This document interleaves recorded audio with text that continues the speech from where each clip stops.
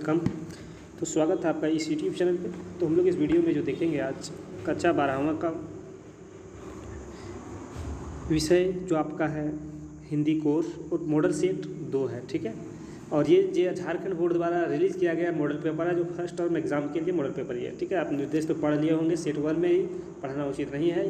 चलिए देखिए, यहाँ पे खंड काम में है कि अपठित और निम्नलिखित पद्यांश को ध्यानपूर्वक पढ़कर प्रश्न संख्या 1 से 4 के लिए सही विकल्प का चयन कीजिए। इसको ध्यान से पढ़ना है, ठीक है। चल रही थी धूप गर्मियों के दिन, दीवा का तमतमाता रूप, उड़ी झुलसाती हुई लू, रुई ज्यों जलती हुई भू, दर्द चिंगी छा गए, प्रायः हुई दोपहर।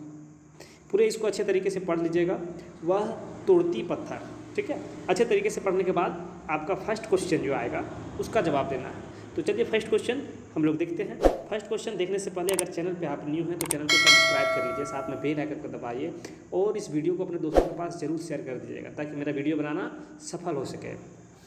तो चलिए फर्स्ट क्वेश्चन जो देख पा रहे हैं कि कवि किस ऋतु की चर्चा कर रही है। तो देखिए कवि जो है यहाँ पे झुलसाती हुई लू चल रही है, कौन सा मौसम में चलता है? तो वो जो चलता है आपका गर्मी के मौसम में चलता है। इस मौसम की गर्मी की बात कर रही है, ठीक है। ऑप्शन नंबर ए का डी सही हो जाएगा।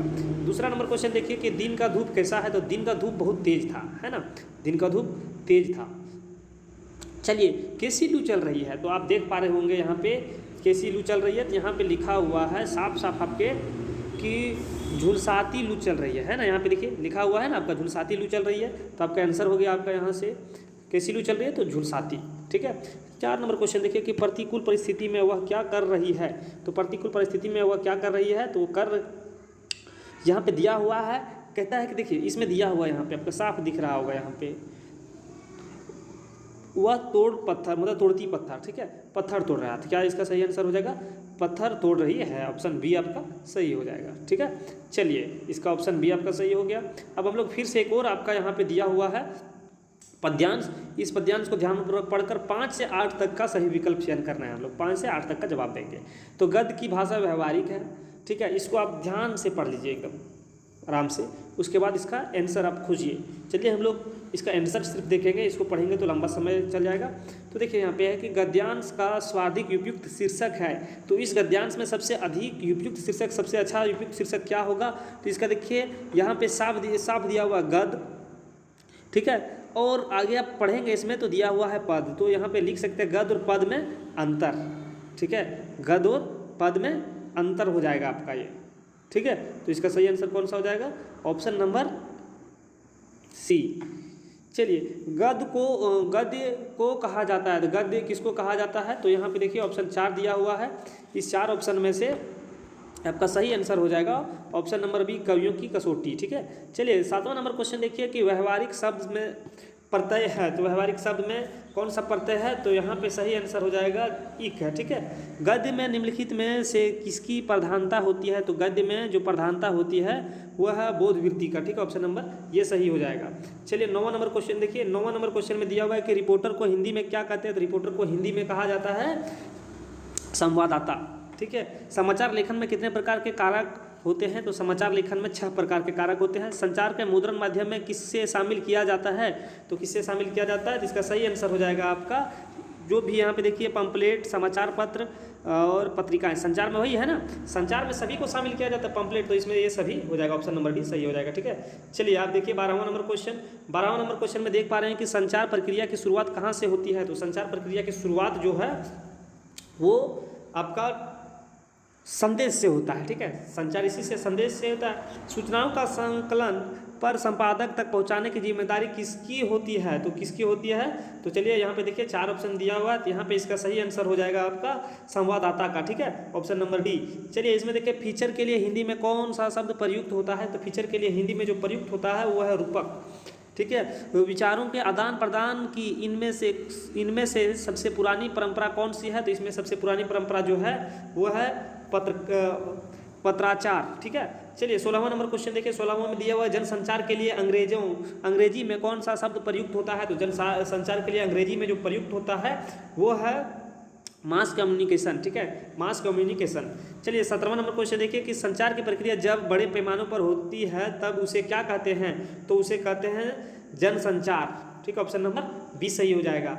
रेडियो अस्तित्व में कब आया, तो रेडियो जो अस्तित्व में आया वो है 1895 में, ठीक है, ऑप्शन नंबर सी सही हो जाएगा आपका। चलिए इसमें आप पढ़ लीजिएगा इस गद्यांश से, जो आपका पाठ्य पुस्तक से यहाँ पे दिया हुआ है, यहाँ पे पद्यांश दिया हुआ है, इसको ध्यानपूर्वक पढ़ेंगे। 19 से लेकर 22 तक का सही विकल्प का चयन करेंगे हम लोग। तो इस पद्यांश को पढ़ लीजिएगा कि जाने क्या रिश्ता है, जाने क्या नाता, जितना भी उड़ेलता हूँ भर भर फिर आता, ठीक है। फिर यहाँ पे कहता है कि दिल में क्या झरना है, मीठे पानी का सोता है, भीतर वह ऊपर तुम, मुस्काता चांद जो धरती पर रात भर, मुझ पर त्यों तुम्हारी ही खिलता वह चेहरा है, ठीक है। इस पद्यांश को पढ़िएगा, आराम से पढ़ने के बाद सही आंसर आप इसी में ढूंढ लीजिएगा। इस काव्यांश के कवि कौन है, तो इस काव्यांश के जो कवि हैं वो आपका है गजानन माधव मुक्तिबोध, ठीक है, ऑप्शन नंबर बी सही हो जाएगा, ठीक है। चलिए आगे देखिए क्वेश्चन नंबर 20 में दिया हुआ प्रस्तुत पंक्ति किस कविता से ली गई है, तो लिया गया है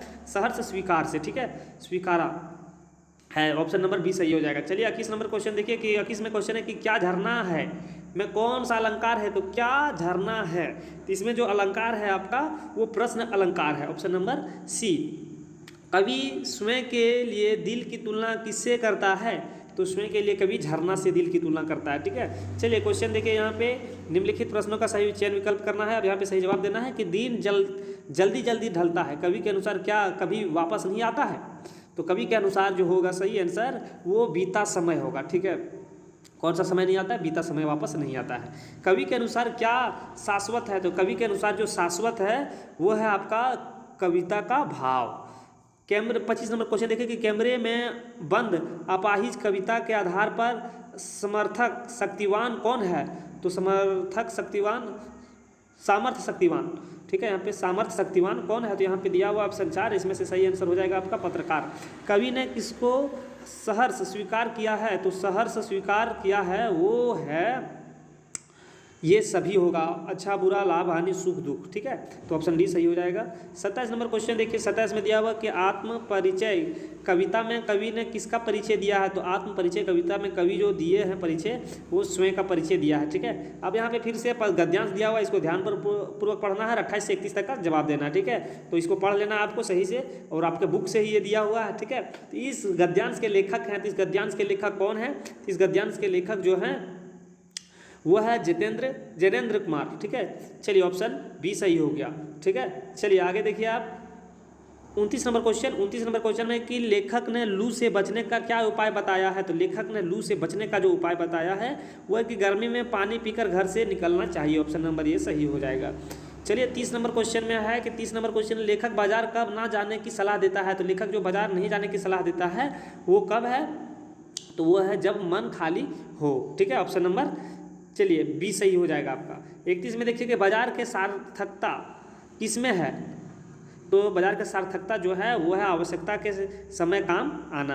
अब यहाँ पे फिर से क्वेश्चन नंबर 32 को हम लोग देखेंगे। 32 में दिया हुआ है कि भक्तिन पाठ की लेखिका महादेवी वर्मा किस युग की काव्यत्री है, तो किस युग की काव्यत्री है, तो ये है छायावादी युग की, ठीक है। चलिए भगत जी ने चूरन बेचकर कितने पैसे से अधिक नहीं कमाते थे, तो भगत जी चूरन बेचकर वो 6 आने से ज़्यादा नहीं कमा पाते थे। भक्तिन को अपने पिता की मृत्यु का पता कब चला था, तो भक्तिन को अपने पिता की मृत्यु का पता जो चला था वो अपने पिता के घर जाने पर पता चला उसको, ठीक है। चलिए आगे देखिए 35 नंबर क्वेश्चन की ईर्ष्या किसके कारण आती है, तो तिरसान और ईर्ष्या जो आता है वो है आपका लालसा के कारण आता है, ठीक है, लालसा के कारण। भक्तिन का विवाह किस आयु में हुआ था, तो भक्तिन का विवाह जो हुआ था वो था 5 साल की आयु में हुआ था। असोधर बाबू का बड़ा बेटा किस संस्था में काम करता था, तो असोधर बाबू के बड़े बेटे जो थे वो काम किया करते थे विज्ञापन संस्था में, ठीक है। 38 नंबर क्वेश्चन देखिए कि असोधर बाबू की पत्नी का भाई कौन था, तो असोधर बाबू के पत्नी का भाई जो था वो जो थे आप ग्रीस, ठीक है, ग्रीस था, ग्रीस, ऑप्शन नंबर ये सही हो जाएगा।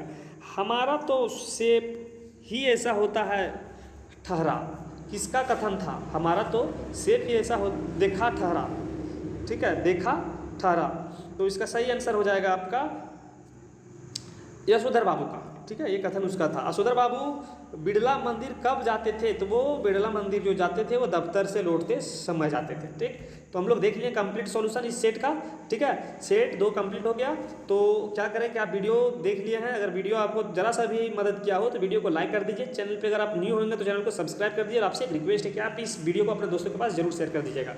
वीडियो हो रहा है लंबा, वीडियो को करते हैं जय हिंद।